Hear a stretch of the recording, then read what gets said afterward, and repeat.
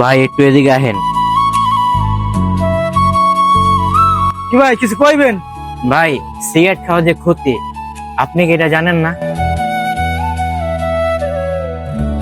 ভাই জানি। তাহলে ভাই আপনি সিগারেট খাইতেছেন কেন?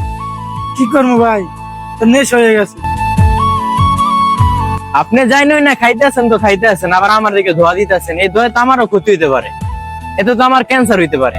ভাই একটা সিগারেট শুধু একটা মানুষ না, একটা পরিবারকে ধ্বংস করে দিতে পারে।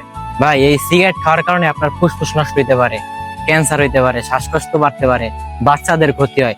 এটি জানি না আপনি সিগারেট খান ভাই। ভাই আপনাদের এই নেশার কারণে আজ আমাদের সমাজ ধ্বংসের পথে। আচ্ছা ভাই, আপনার ছেলে মেয়ে কয়টা? ভাই একটা মাইয়া ছোট।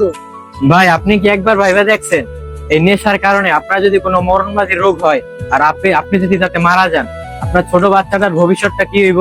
ভাই আমি তো এইভাবে কখনো ভাববে দেখিনি। ভাই নিজের জন্য না হোক, অন্তত পরিবারের জন্য বাঁচেন।